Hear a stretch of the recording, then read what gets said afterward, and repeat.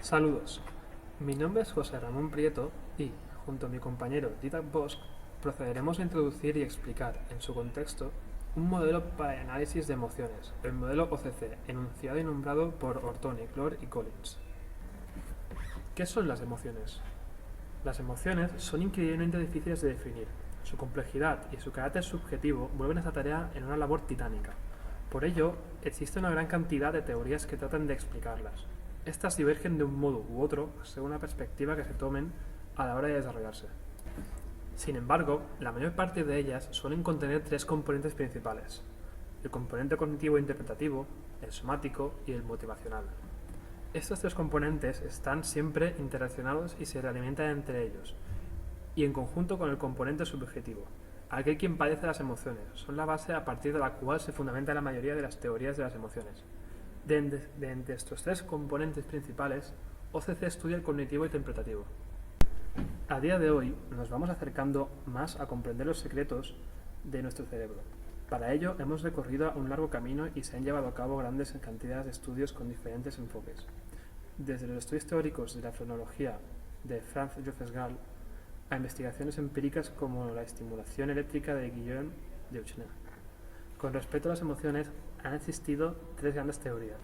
La teoría de James Lange, que fue teorizada a finales del siglo XIX, separaba las emociones en dos factores: los cambios físicos que ocurren en el cuerpo y el análisis por parte del cerebro de estas. En este estudio se afirmaba que el primer paso para sentir una emoción era un cambio químico y que luego el cerebro se encargaba de reconocerlo. La teoría de Cannon-Barth, a principios del siglo XX, enunciaba que tras un estímulo, la información del evento era recogida por los sentidos y enviada a través del sistema nervioso al cerebro. Allí, el córtex se encargaba de crear las emociones, y al mismo tiempo el hipotálamo generaba una respuesta automática. La teoría de Schatz-Singer, a mediados del siglo XX, intentaba explicar las relaciones entre las respuestas físicas y emocionales. Explicaron qué es la cognición y el conocimiento a priori, los cuales llenan el hueco entre la falta de especificidad de las reacciones físicas a los eventos y las emociones. OCC es una teoría evaluativa de las emociones.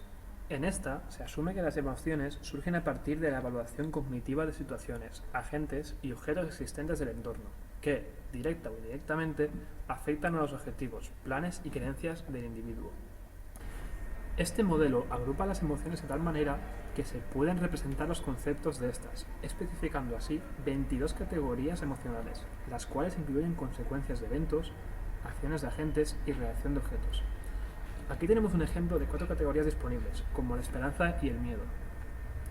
Las emociones pueden ser caracterizadas mediante los siguientes aspectos. Clasificación. Dentro del modelo se va acomodando la información resultante de acuerdo a la categoría emocional afectada. Cuantificación. El agente calcula la intensidad con la que le afectó a la categoría emocional. Interacción. De la clasificación y la cuantificación se produce un valor emocional, el cual puede interactuar con el estado emocional actual. Y expresión. Cada categoría emocional puede ser expresada a través de una expresión facial.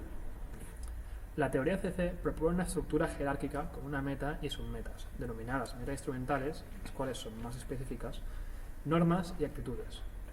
Las metas son el objetivo final a cumplir, donde se dividen en submetas, creando una estructura jerárquica. Vamos a explicar cada una de estas y cómo contribuyen a la meta principal. Hay 3 tipos de clases de metas: de persecución activa, las cuales son las que uno desea tener hechas, como de entretenimiento, instrumentales, de crisis; las de interés, las cuales son las que uno desea que sucedan, como la preservación del statu quo; y las metas de relleno, las cuales son metas cíclicas. Aun cuando se logran, no se abandonan, como las fisiológicas y rutinarias. Las variables de las que disponemos en esta teoría serán las siguientes. Deseabilidad. Cuando deseamos algo se convierte en un estado deseado, una meta. Conseguir dicha meta o no puede llevar a una serie de afectos, que pueden ser alegría, decepción, esperanza, alivio, congoja o miedo. Las intensidades de las emociones tienen una correlación con el grado de deseabilidad. Podemos decir que se produce una emoción positiva si el evento ayuda al individuo a lograr su meta, y una emoción negativa si el evento obstaculiza el logro de esta meta. Plausibilidad. Es la aprobación de una acción o no. Se produce una emoción positiva si la acción es congruente con las normas y estándares con el que el individuo se rige, y una emoción negativa si la acción transgrede las normas y estándares. La plausibilidad conlleva efectos como rechazo, admiración, orgullo y vergüenza. Capacidad de atraer o actitud. Es la correspondencia de las características del objeto con sus gustos o preferencias personales, lo que produce una emoción positiva si las características del objeto coinciden con las del individuo, y una emoción negativa si las características no coinciden. Esta produce un afecto como agrado, desagrado, amor u odio. Estas variables van a afectar a la intensidad de cada una de las emociones, basadas en acontecimientos, atribución y atracción.